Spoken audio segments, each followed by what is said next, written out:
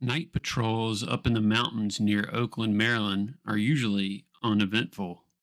Too uneventful, if I'm being honest. I take the same route every time, check the same gates, sweep my flashlight over the same patch of trees. There's always a spot up near the ridge where protocol says I'm supposed to park, stay put for a while, and just watch, listen, report anything strange. We don't carry weapons, just a flashlight, a radio, and whatever gut feeling we've got to rely on. That night, something felt wrong. The second I pulled up to the ridge, the air was thick, stagnant. I left the truck running and started out towards the tree line, and that's when I heard it, a voice. Not just any voice, but my mother's voice. Gentle, familiar, soothing, in that deep emotional way that punches you right in the chest. And she called me by a name that she hadn't used since I was a kid. Hey, Bubby, what you doing? I froze. My mom wasn't out there. She was safe asleep at home, nowhere near the Appalachian woods at 2 a.m. I headed back to the truck as quick as I can, gripped the steering wheel, eyes locked forward, trying to ground myself. That's when I noticed the odometer, 20,666. It wasn't the number itself, but it was the last three digits, the 666. I told myself it was nothing, just the wind, or maybe some weird acoustic tick off the ridge. I cranked up the heater to fill the silence, to shake the feeling, and that's when I heard it again. Sweetie, I'm talking to you. That was enough. I slammed the truck into drive and tore down the dirt road, gravel spring behind me. I didn't ease up until I hit the next checkpoint. My hands were trembling. I grabbed a bottle of water, hoping that would help. But as it touched my lips, the CB radio sparked to life. Don't drink the water. I dropped the bottle like it burned me, then chucked it out the window and didn't even think twice. I drove straight back to the security station, my heart pounding in my ears. The other guard was there when I got back. I told him everything about the voice, the odometer, the radio. He listened closely and looked concerned but composed. Said he'd check it out himself. He took the truck and headed back to the ridge. Time dragged. I kept glancing out the window when it hit 4:07 a.m. That's when my phone buzzed. It was a text from him, only it was in Russian. I didn't know any Russian, so I copied it over to Google Translate.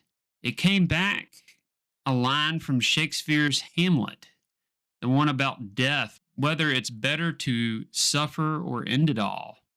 The quote kind of sticks to your bones, especially when you're alone in the dark. When he finally came back, I asked him about the message. He just looked confused and swore he never sent me that text message and didn't even know Russian. We checked his phone and there were no outgoing messages, just replies. We hadn't spoken much about that night in a while, but I still have to go back out to the ridge alone every night after everything I saw and everything I heard.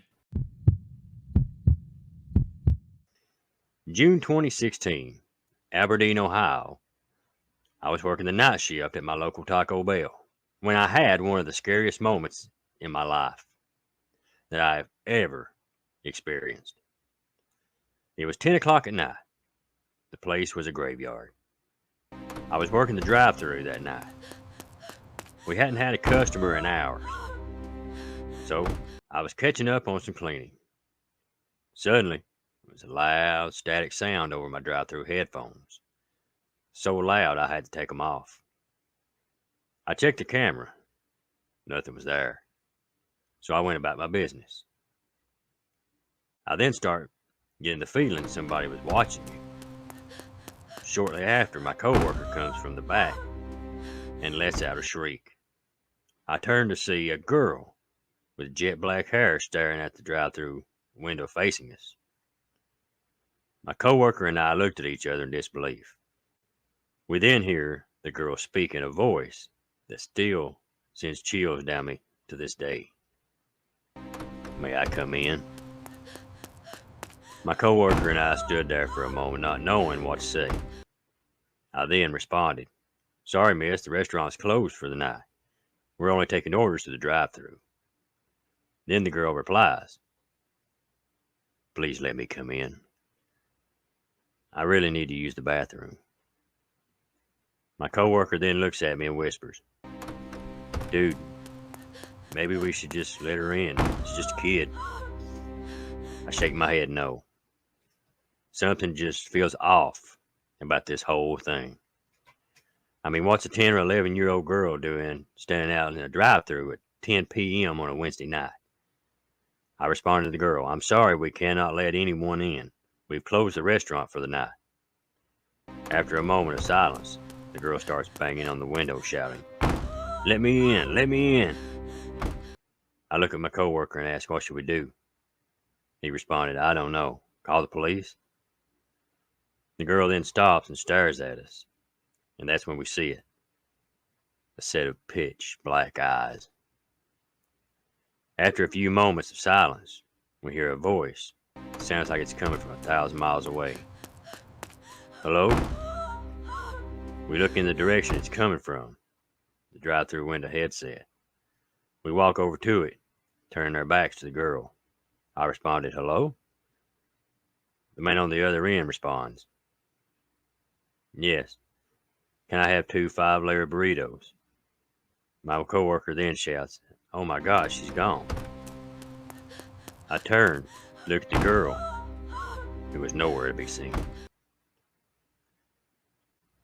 After serving the guy in the drive-thru, my coworker and I began searching the internet on my phone, only to find we had just had an encounter with a black-eyed kid. I worked at that Taco Bell for another 2 years before moving from Ohio, and we never saw the girl again. I was completely alone. No other security guards on duty that day. The area I work has several trails, but not connected to the Appalachian Trail. These trails are popular with hikers and hunters in the area. It's common for people to get turned around out here, so part of my job is just guiding them back in the direction they need to go, especially when it's been nice weather like it has been lately. It was around 8 p.m. The sun was just beginning to set. Even after what happened to me last time, I was up on the ridge because, well, that's my job. The atmosphere wasn't as unsettling as it was before, with daylight still lingering. The view was actually quite nice.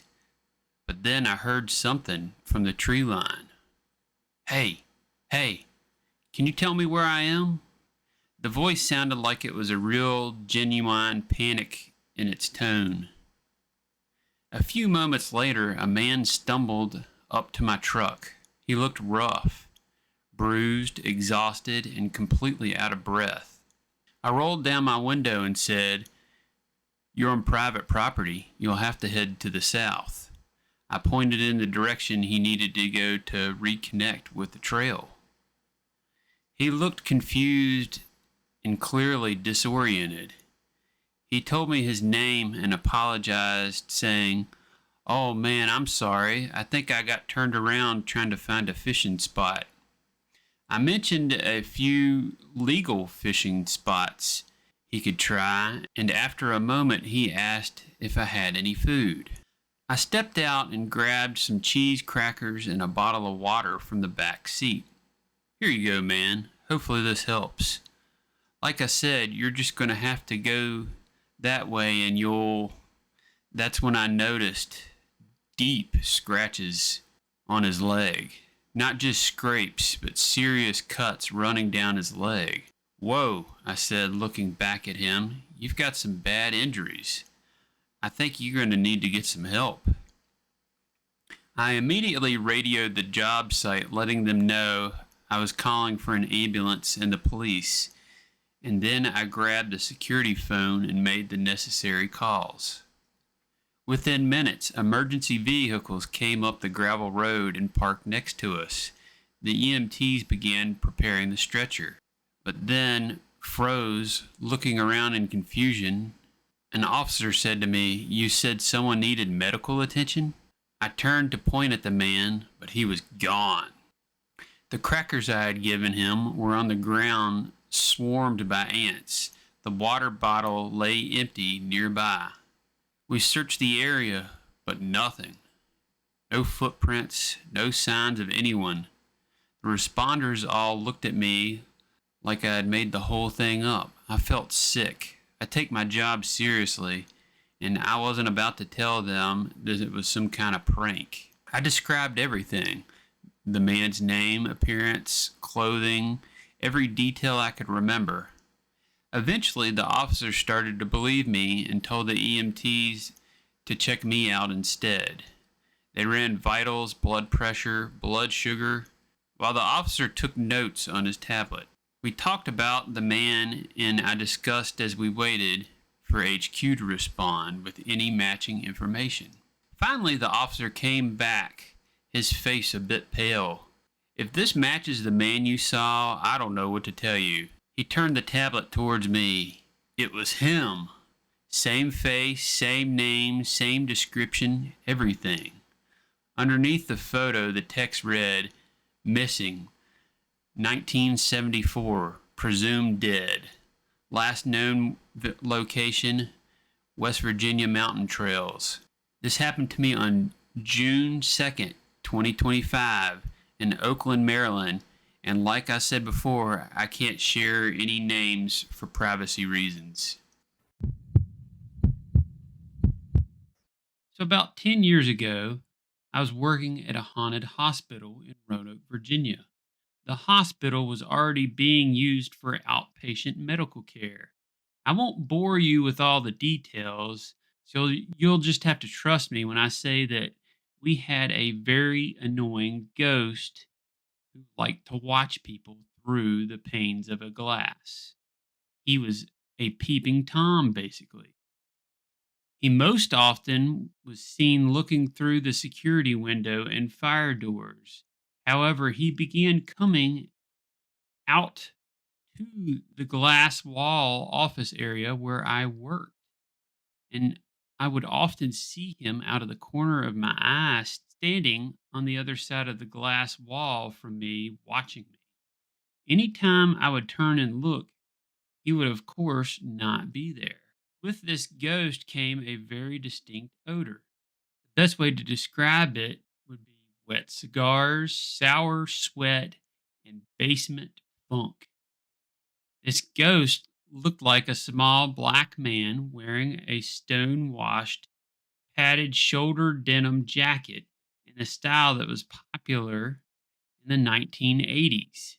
Because of the distinct odor, he was given the name Funky McNasty. So after 5:30 p.m., there were only a few people in the building, and after 9 p.m. until about 6:30 a.m., there was just one officer on site. So one night, I arrived for my midnight shift to find a police team with guns drawn, preparing to breach the building. Apparently, there had been an attempted break in, and a new trainee officer was sheltering in place upstairs where they had called 911. I came in with the team to check the area and then contact my officer and send the police up to meet with them there while the others swept the rest of the building. Within 30 minutes, the building was given an all clear. The police officer had a cadet with them, and this young trainee was absolutely adamant that she had seen a small black man on the other side of the glass wall in the lobby area. She insisted that she had seen him standing there by the elevator watching as they came into the foyer, and as soon as they made eye contact, he bolted down the hallway to the left. They asked for permission to open the search to all of the offices in the corridor to make sure he hadn't gone into any of them. I unlocked the doors and let them search the rooms at the end of the hallway. The cadet had seen him all the way at the end of the hallway inside a glass wall corridor office. And so we also searched that room. She did not know how he had gotten in there, but thought it had been left unlocked. He had gone in and locked it and hidden under a desk. So this area was searched and nothing was found. Following the search, she was adamant to her superior that she had seen him, and I felt terrible that I couldn't explain to her that the small black man in the jean jacket had been a resident ghost that she was trying to chase. A report from an Ohio man was given the pseudonym Noetic, told of a strange encounter in July 2010 with two black-eyed teenagers outside the data center where he worked. Noetic was taking a break during his night shift and was smoking a cigarette outside the building around 5 a.m. when he noticed two teenage boys come across the street from the building. He felt immediately unnerved, and as soon as he noticed them, perhaps because they appeared to be staring at him, but were otherwise motionless, he quickly finished his cigarette and went back in the building and back to work. Around 10 minutes later, however, the intercom from the front door buzzed. And as Noetic turned to observe the monitors, he could see that it was the two boys who had been staring him down earlier. He pressed the talk button and asked what they wanted, stating that he was busy. Neither of the boys spoke, but one of them motioned to the camera for him to come outside. He pressed the talk button again and told them they would have to leave, and then went back to work. The two boys continued to stare into the camera as though they were looking through the TV monitor into the room where he worked. Another 10 minutes or so, he decided to go to the front door and ask the boys to leave and to let him get on with his job. Before he opened the door, however, he sneaked a look at the two boys through the one-way glass. They looked normal enough, apart from the fact they had completely black eyes. Well, this made him even more on edge, but he decided to open the door anyway and tell the boys to leave, or he'd have to call the police. As soon as he opened the door, one of the boys said to him, as if he'd been reading his mind, "That will not be necessary, sir.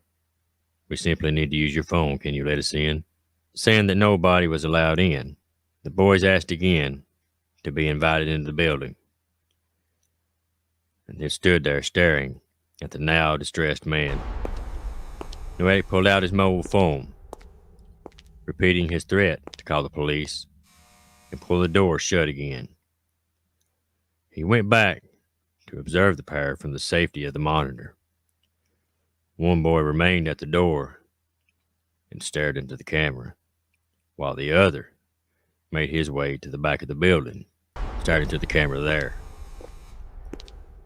Noetic called the police, all the while watching his monitors. The boys made their way to a blind spot on the security cameras. But while Noetic was, waiting for them to reappear on one of his monitors, they seemed to have simply vanished. By the time the police did arrive, around 6 a.m., there was no sign of either of the two strange teenagers. So, what did y'all think of these amazing night shift stories? We got a bunch of good ones in here. We had the Well, the hilarious almost sounding, it was definitely creepy, but also funny. Taco Bell black-eyed kid encounter. One of my all-time favorite fan submissions.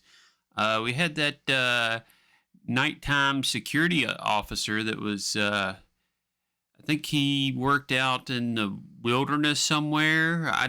He didn't reveal a whole lot about that, but he had a couple strange encounters. Actually, two of his stories in here. One was the being calling out to him in his mother's voice, and the other was the dude dressed in the 1970s get up. He has since told me that he actually left that position and moved to Gettysburg, Pennsylvania, of all places. And he's had a couple things happen there, he's told me, but nothing like either one of those. We had that nighttime hospital workers Funky McNasty story. the Funky McNasty. Oh, that name cracks me up. That one was in Roanoke, Virginia. And then another black-eyed kid encounter at a data center. I assume that he was some kind of nighttime security guard at a data, or it could have been a she. It's hard to say. At a data center. Also very creepy. What'd y'all think of these? Hope you enjoyed them. They're definitely spooky. They were Appalachia. Spooky Appalachia. Hey, that's us. Ha ha. Well, anyway, I hope y'all enjoyed these. Let me know what you think of these. Also, let me know where you're listening from in the comment section. Come say hi. I'll say hi back. And then if you've got a story you would like to send us, any kind of story, even outside of Appalachia, send it to us at spookyappalachia@gmail.com. We've got so many incredible stories from so many incredible people. We thank all of y'all for your stories. But be sure and send yours in, no matter where it's from. Even if you don't think it's that good, send it anyway. Chances are somebody might think it's good, or it might actually be good. You never know. Well, we hope you enjoyed it, and until next time.